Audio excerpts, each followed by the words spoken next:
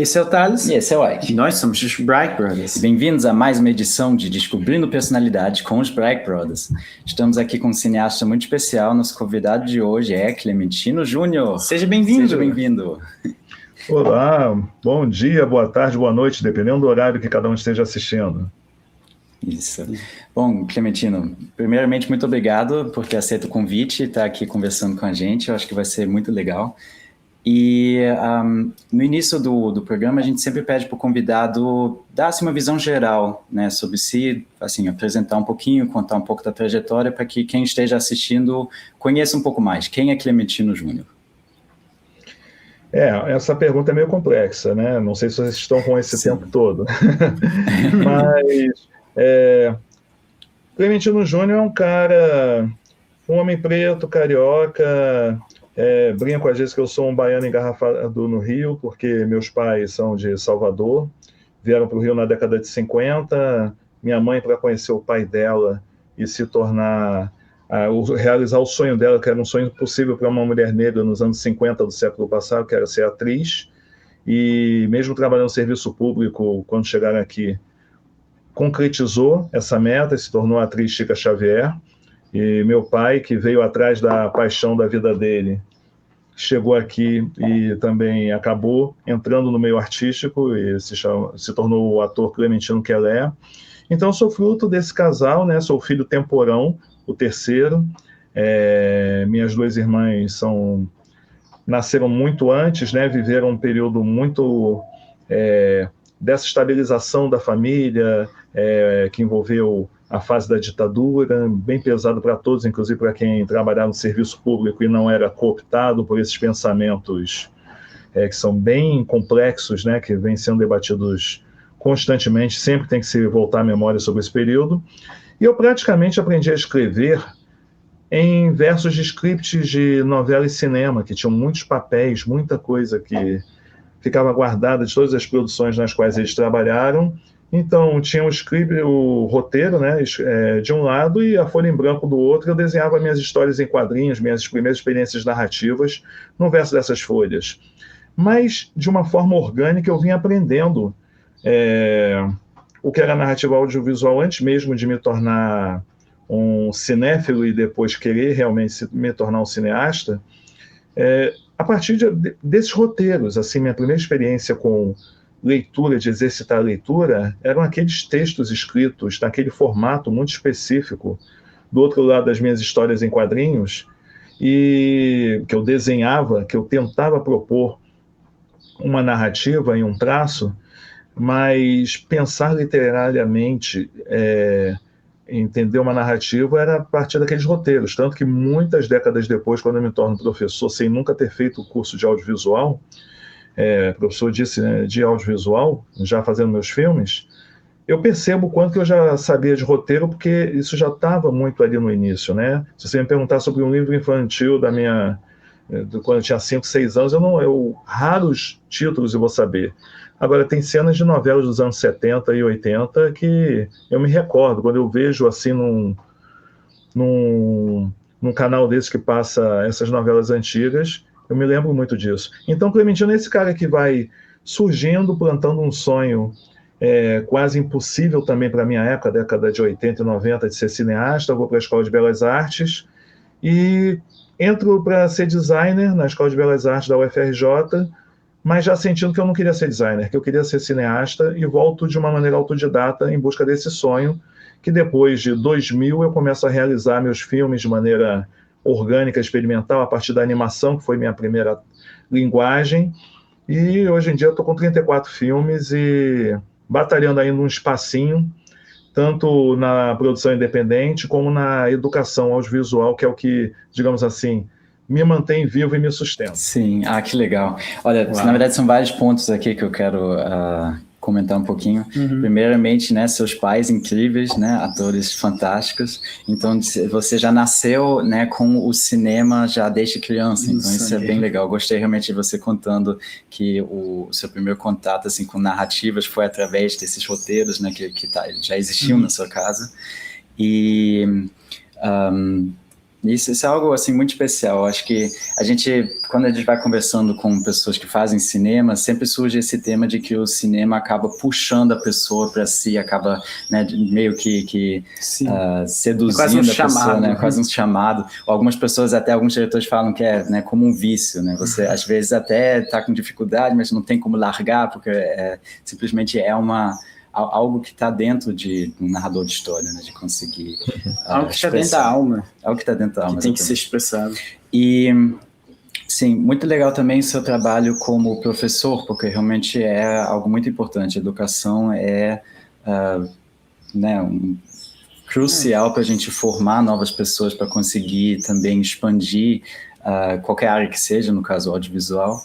A gente aqui também, uma época, estava fazendo oficinas de cinema gratuitas nas escolas públicas, para tentar conseguir motivar um pouco os jovens a também pensar sobre cinema, pensar sobre audiovisual. Dar essa oportunidade de ter esse primeiro contato, que às vezes é o que esses meninos nem têm a chance de ver o audiovisual nesse jeito, que é algo possível, que é algo que dá para fazer e não só ser consumidor, que dá para criar no audiovisual, que dá para realmente ter uma profissão nessa área. Então a gente fez essas aulas gratuitas com esse fim de dar essa oportunidade, essa chance a esses meninos.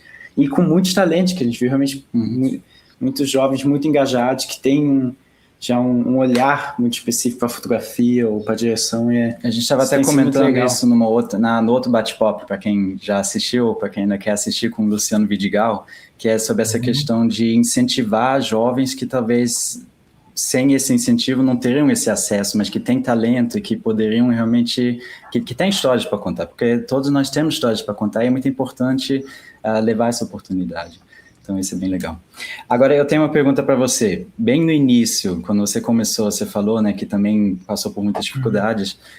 Conte um pouco assim como é que foi começar, porque aqui para quem está assistindo aqui e que talvez não sabe exatamente, antigamente hoje em dia é muito mais fácil filmar em geral, né? A gente pega muito mais digital, filma, as câmeras já são até mais baratas também, ou até mesmo com celular já dá para filmar e fazer filmes também. Mas antigamente já pelo aspecto material já era mais difícil. E além disso, também, quais foram as outras dificuldades que você encontrou ao longo do início da sua carreira, vamos dizer assim? Bom, a maior dificuldade, de uma certa maneira, é o não lugar. É aquela coisa de você ser uma pessoa preta.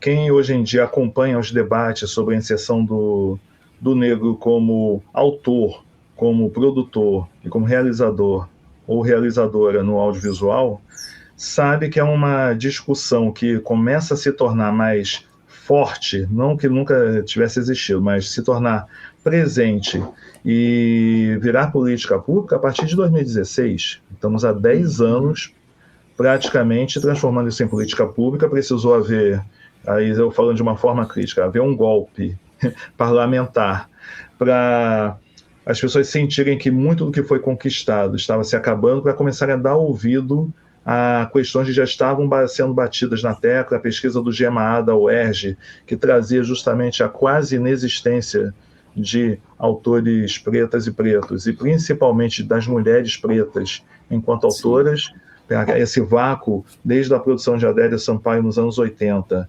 até Viviane Ferreira, pouco tempo depois dessa pesquisa, realizar o primeiro longa em ficção dirigido por uma mulher, o segundo longa em ficção dirigido por uma mulher, o primeiro antes, e sem contar que não era nem debatida a temática racial no filme da Adélia Sampaio.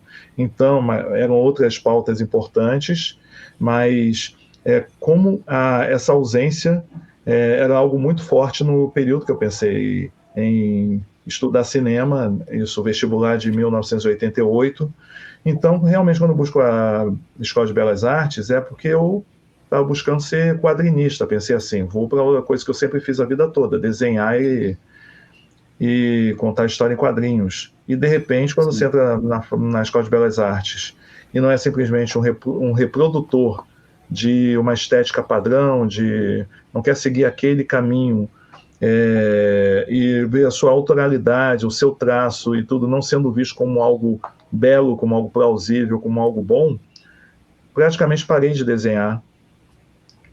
Entrei na Escola de Belas Artes, passei 2 períodos assim batalhando para tentar fazer o que eu queria e parei de desenhar praticamente. Já sabia que eu não queria ser designer e fui buscando de uma maneira autodidata, como eu comentei, aprender. E o meu maior aprendizado foi também minha irmã do meio, Isabela, que me transformou em um cinéfilo. Tudo isso que agora há pouco a gente estava conversando sobre como a mãe de vocês trouxe essa influência, essa coisa de gostar do cinema, de ficar debatendo filmes. A minha irmã era a grande cinéfila da casa, do tipo de gastar o dinheiro dela de estágio, de trabalho, comprando revistas Premiere francesa, revistas, desde as questões do movimento negro, da Ebony, coisas que chegaram no Brasil nos anos 70 e 80, até as revistas francesas e norte-americanas de cinema. A gente tinha muito contato lia muito jornal em papel, que os jornais como Globo, JB e tudo mais, tinham uns cadernos culturais que tinham muita coisa de crítica cinematográfica, matérias, lançamentos. Então comecei a me interessar por tudo isso a partir dos 13, 14 anos. Eu quase não saía de casa, era o garoto protegido, criadinho, um garoto preto da zona sul do Rio de Janeiro, que é quase que eu fazer uma péssima metáfora, assim, quase uma mancha preta no tecido branco, né? Você ser um garoto preto, morador do Maitá, na zona sul do Rio, de poucas famílias pretas moradoras do bairro desde que não sejam serviçais, né? Tipo porteiro, doméstica, faxineiro. Então, realmente, esse não lugar sempre foi uma barreira, foi a maior barreira que eu tive. E até chegar esse momento da mudança do digital no 2000, que me afetou de uma maneira também, porque eu fui batalhando tanto que eu fui parar na África. Eu fui viver 2 anos e meio em Moçambique, porque eu não tinha oportunidades aqui, muito poucas produtoras onde eu estagiei, e de repente pintou uma oportunidade de trabalhar numa produtora, primeira que botou equipamento digital em Moçambique, e sem conhecer ninguém eu me atirei, peguei a oportunidade e fui. Trabalhava já com animação 3D, com edição, e de repente quando eu me vi lá, estava fazendo roteiro para publicidade, dando formação em design, que eu não gostava, para outros designers dentro da produtora. E quando eu voltei em 2000 para o Brasil, eu comecei a me arriscar. E aí vinha essa transformação, as primeiras placas de captura e tudo. Eu já vinha com esse background de edição e comecei a me experimentar na animação para poder contar aquelas histórias que o quadrinista antigo não conseguiria publicar pelo freio que teve com a Escola de Belas Artes. E aí, comecei a fazer filmes de animação que dão trabalho, a animação tradicional, mas usando as primeiras câmeras digitais, os scanners, o material que eu tinha à mão, fazendo animação stop motion, 2D e tudo, até o momento que eu comecei a me sentir seguro para me arriscar com câmera também, fazer o videomaker da casa, que ficava filmando os eventos, as coisas, e comecei a me arriscar no documentário, comecei a me arriscar na ficção. E foi assim, usando a imaginação, a ousadia, tentativa e erro. Hoje em dia é engraçado, eu acho até que eu acerto muito mais com medo de errar nos meus primeiros filmes do que hoje, que eu já tenho o domínio da técnica e tudo, e talvez por uma certa segurança eu esteja mais passível de cometer erros no set do que eu cometia quando eu era amador, digamos assim, um amador profissional. Sim, é um pouco a questão da atenção, né, que no início, quando a gente está com medo, a gente presta... o efeito, às vezes, acho que a gente faz antes de saber que é impossível, que é muito difícil. Vai lá e faz. No início, com aquela empolgação, você faz muito mais do que quando você entende o que você fez lá atrás, você pensa, meu Deus. Então, dá maior insegurança.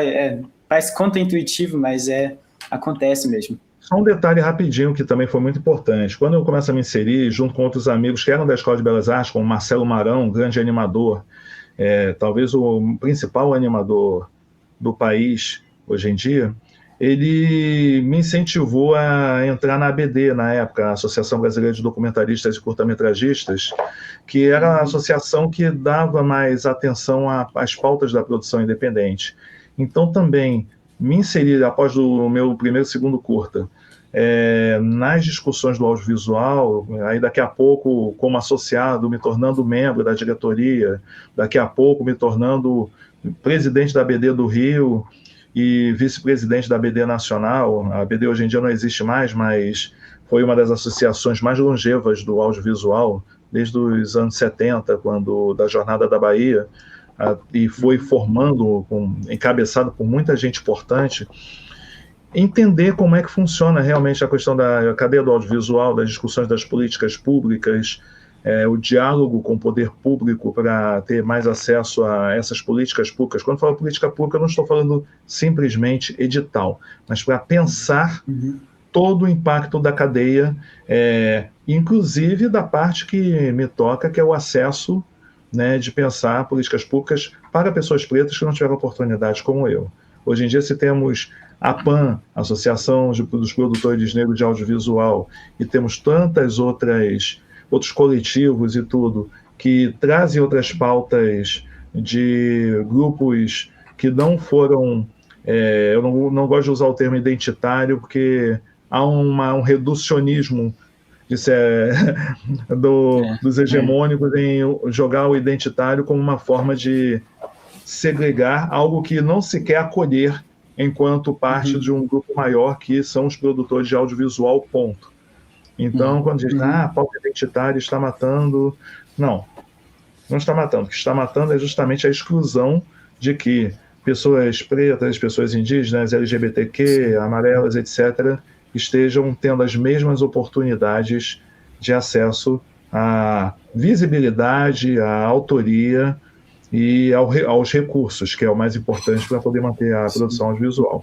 Então, essa é uma barreira que eu consegui, a duras penas, furar. Talvez tenha ficado no limbo, porque enquanto eu era um dos poucos que estava presente nessa discussão durante um grande período de 2000 a 2016, graças aos frutos de tanta batalha minha e de quem veio antes de mim, temos um grande número de produtores hoje em dia que estão trazendo essa discussão com uma visão modernizada, com um outro approach, já entendendo essa nova lógica, a nova relação do público, né? Podemos estar aqui fazendo vamos chamar assim, de um talk show, como seria um termo antigo, num ambiente virtual, e usando nossos dispositivos pequenos, assim, botar um ring light, botar uma webcam, e não precisamos ter câmeras gigantescas, um estúdio com 30 profissionais. Não gera emprego, mas gera acesso de informação, que é muito importante. Exatamente. Eu comentei antes, o avanço tecnológico, de certa forma, democratiza e dá acesso a pessoas a ter esses meios que antigamente, para você poder falar, fazer um talk show, assim, você teria que ter muitos recursos, e isso também faz, de certa forma, é uma censura indireta, porque os temas que iam ser falados sobre é só quem tem o poder, que tem o poder monetário, esse acesso a essa tecnologia tem. E com o avanço da tecnologia, isso democratiza. Isso tem que ser usado a favor para essas lutas contra o racismo estrutural, contra as injustiças. Então, nós, como pequenos produtores, temos que aproveitar isso para trazer em pauta esses temas e usar isso como uma ferramenta de luta contra injustiças. Isso. Sobre a questão também, até mesmo da inserção do autor ou da autora negra, eu estava lendo um livro do Diego Medeiros, e aí ele trouxe uma estatística que me chocou muito, que foi a questão dos filmes lançados comercialmente em 2023, eu acho, que eram só 2 dirigidos por homens negros e nenhum por mulher negra. Ou seja, assim... É horrível.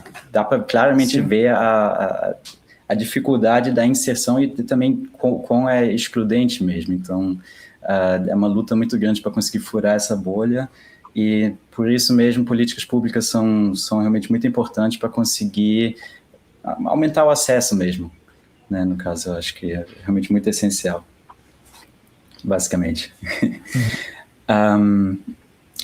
Eu queria fazer uma outra pergunta, na verdade, sobre o Cineclube, seu Cineclube, Cineclube Atlântico Negro, né?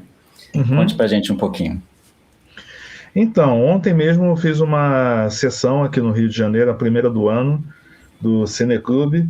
Esse Cineclube Atlântico Negro nasce em setembro de 2008, num momento que eu estava me tornando, assim, concluindo essa primeira etapa que eu estava me tornando professor, que eu me torno professor em 2 frentes. Primeiro, no curso do CEASM, do Centro de Estudos e Ações Solidárias da Maré, onde eu sou convidado para ser professor de vídeo, e também quando eu sou chamado para cobrir numa pós-graduação, um curso de especialização para a formação pela Lei 10.639 de História e Cultura Afro-Brasileira, né, uma formação de professores particular, sou chamado para dar uma disciplina justamente chamada África em Perspectiva no Cinema Mundial.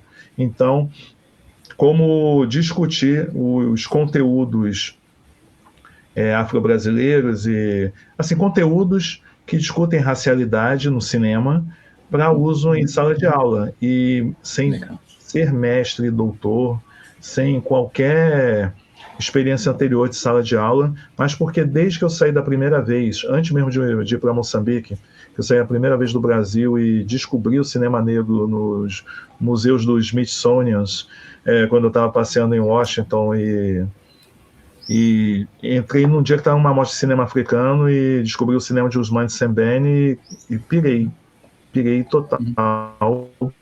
É uma história muito longa para contar, mas ali já foi plantado o sonho de compartilhar aquele tipo de cinema, né, com todos. E isso, mas aí um tipo de cinema que eu estava ali assistindo legendado em inglês, falado em Wolof, do Senegal, em francês, uma coisa assim muito... e que você não ia encontrar DVDs legendados em português ou algo do gênero. Eu comecei a ficar pesquisando e descobrindo outros cineastas e descobrindo a produção, e era um momento da política pública da transição do primeiro para o segundo governo Lula, que minha mãe fazia parte da Fundação Palmares como conselheira, então eu tinha contato com os frutos dos primeiros pontos de cultura, que estavam fazendo seus primeiros editais da Vídeo Palmares, que traziam documentários feitos por pessoas pretas, então já está começando a ter acesso a conteúdo de autoria negra, filmes que mesmo não sendo feitos por negros, traziam uma visão e uma abordagem diferenciada com protagonismo negro na tela, mas não na autoria. E eu comecei a sentir a vontade, eu frequentava cineclubes, então eu comecei a sentir a vontade realmente de tentar racializar isso. Eu assumo o Cineclube da BD em 2006 para 2007, e quando eu estou nesse curso de formação, eu proponho o Cineclube para justamente dialogar com as outras disciplinas do curso, para discutir literatura negra, história do Brasil pela perspectiva negra, etc. E aí nasce o Cineclube Atlântico Negro, que ficou muito pouco tempo nesse lugar, mas começou a circular em outros lugares do Rio de Janeiro, e que eu mantenho desde então, vai completar 18 anos agora. Fantástico. E realmente o Cineclube é um espaço muito importante para trazer esses filmes, né? No caso, antigamente, claro, era até mais difícil de você até mesmo ter o acesso, mas hoje em dia, mesmo se você teria o acesso, teoricamente, pela internet, esse espaço físico de conseguir também ter uma troca com outras pessoas é muito importante mesmo. Também traz filmes que as pessoas, talvez, antes de ir para esse Cineclube, não sabiam que existe. Dá um palco a você descobrir um cinema diferente, um cinema novo. Sim, vamos para o primeiro quadro. A gente já falou um pouquinho, assim, bastante, na verdade, né, das suas origens. Agora é a chance de você deixar uma mensagem para o Clementino criança ou jovem. Você escolhe para que época, mas se você pudesse ter uma máquina do tempo que volta uma mensagem sua para o passado, o que você diria? É uma coisa interessante pensar isso, que mensagem eu daria e em que idade eu daria essa mensagem, porque hoje, com 56 anos, eu entendo como foi a construção dessa trajetória até eu me tornar quem eu me tornei, mesmo sem ter concluído todas as metas que eu gostaria de concluir, mas já entendendo o porquê eu estou neste momento e o que eu construí até aqui. Mas o conselho que eu poderia dar para o Clementino, digamos assim, nessa etapa que ele faz o vestibular para Belas Artes, né, com 18 a 19 anos, mas que não era o que ele queria fazer, não sofrer tanto com as barreiras que vai ter que encarar. Ter uma maior resiliência para que toda essa construção, se é que talvez algum sofrimento não tenha me feito acelerar algum processo, mas que seja que alguns momentos, né, alguns turning points dessa trajetória, dessa linha do tempo, sejam mais suaves, assim, sejam menos doloridos, que isso evita hipertensão, diabetes, tanto estresse, dá uma maior resistência ao artista, para que o artista possa trabalhar muito mais tranquilo, com menos estresse, menos erros e conseguir fazer uma produção mais longeva e melhor. Fantástico. Não, sabe as palavras. Basicamente, cuidar da ansiedade. Sim, porque também é aquela coisa, se eu dissesse assim, não acredite quando disserem que você não pode isso e tudo mais, se o Clementino do passado não acreditar, de repente, naquele momento já muda toda a trajetória dele, de repente que estaria, dar um corte aqui no vácuo temporal e seria um médico, um desempregado, um padeiro conversando com vocês sobre cinema, porque não ia deixar de gostar de cinema, mas talvez não tivesse me tornado cineasta. Sim, não, mas isso é muito interessante pensar realmente que, na verdade, qualquer escolha que a gente tomou, qualquer forma como a gente reagiu no passado, acaba moldando quem a gente é hoje em dia. Então, acho que faz parte também de ficar mais velho, né, e viver mais tempo, de ter essa maturidade, de entender que no fim tudo acaba moldando a gente e o importante é como a gente reage, eu acho. Por isso que filmes como De Volta para o Futuro tem essa brincadeira que depois eles conseguem transformar em sequências, né? Que tudo que você muda no passado vai ter um impacto a partir dali que vai transformar. Vai começar a sumir da foto. Exatamente. Sim. Mas é muito bom. Não, mas essa ideia da viagem do tempo é algo que fascina os humanos muito, é por isso que a gente também pensou em trazer esse quadro para cá também. Bom, segundo quadro? Vamos. Ok. Então Pergunte aos Prycross. Agora o jogo vira, você pode fazer uma pergunta para a gente. Como vocês enxergam a possibilidade de transformar o lugar que vocês vivem num polo audiovisual? Quais seriam as possibilidades dentro do que é apresentado para vocês nesse momento? Muito bom, porque esse é um dos nossos objetivos de grandes sonhos, de tornar aqui um polo cinematográfico. E, primeiramente, que isso já é em si, Canaveiras já tem um histórico, é que os cenários aqui de Canaveiras são belíssimos. Então, isso já é um palco para muitos cenários para filmagem. São filmados 2 novelas. Tem muita variedade de natureza e arquitetura, porque aqui até tem... Por isso que até foram filmadas 2 novelas, que uma delas foi a Gabriela por ainda ter, historicamente, ainda tem a estrutura, arquitetura... acho que é o remake de 2012. O remake, porque meu pai trabalhou na primeira. Que legal. Legal. Não, eu acho que essa eles tinham filmado toda em Ilhéus, mas aí depois, quando foram fazer de novo, Ilhéus já não tinha mais a arquitetura preservada como seria da época, então eles filmaram uma parte da novela. Externos eles filmaram aqui em Canaveiras por ter guardado esse patrimônio histórico em si. Isso. E a outra foi Porto dos Milagres, que foi filmada aqui também. Então, esse é o primeiro aspecto de ter essa variedade muito cinematográfica de cenários. E outro aspecto que nós vivenciamos fazendo a nossa minissérie é que aqui tem muitos talentos, muitos artistas, a gente fala muitos diamantes. A densidade cultural aqui é muito grande.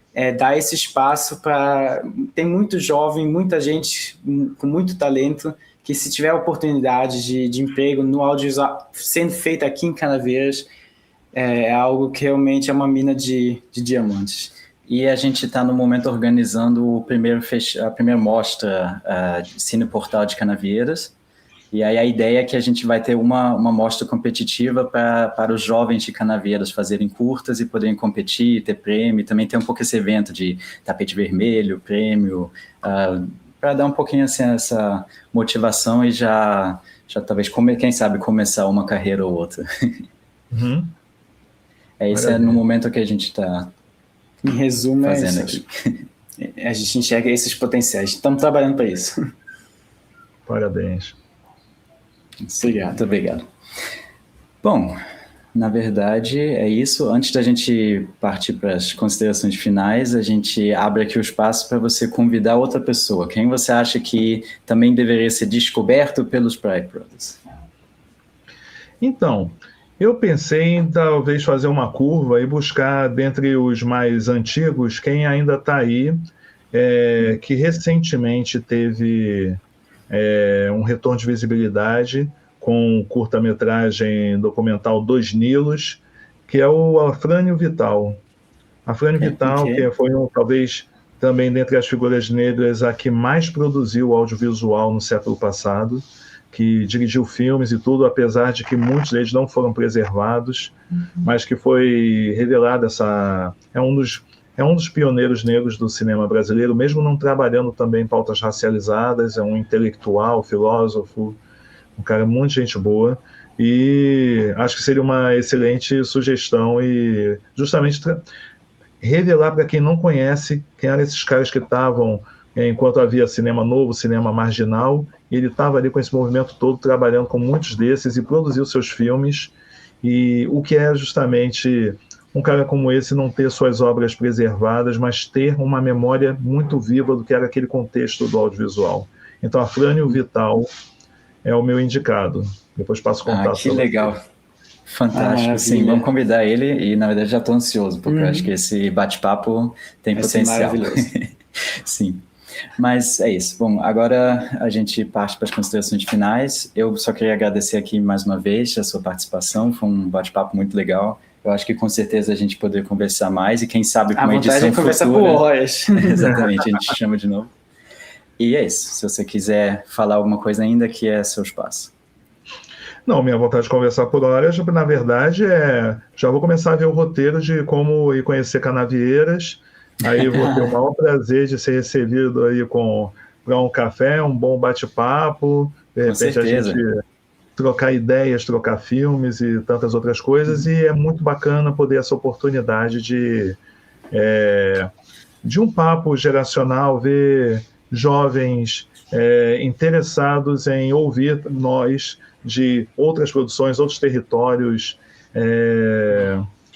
e justamente de não só de diversificar o olhar para o seu público, como oportunizar também de ampliarmos nossa rede de contatos, afetos, partilhas. Então, muito obrigado pela oportunidade de falar mais um pouquinho sobre quem eu sou, de conhecer um pouquinho sobre quem vocês são, e fica aberto aí o espaço para compartilharmos cada vez mais, assim como quando vocês vierem ao Rio de Janeiro, avisem com antecedência aí para o tio aqui no meio da correria dos 5 CLTs fazer um tour aqui. Com certeza. Vamos nos encontrar assim, no Rio, em Canavieiras, qualquer lugar do mundo. Onde o destino nos levar. Sim. Que legal. A gente fica realmente muito feliz. E, bom, é isso. Para quem viu aqui ao longo da entrevista, a gente deixou a rede social aqui embaixo, né? Então sigam o Clementino. E é isso. Nos vemos na próxima. Tchau. Até a próxima.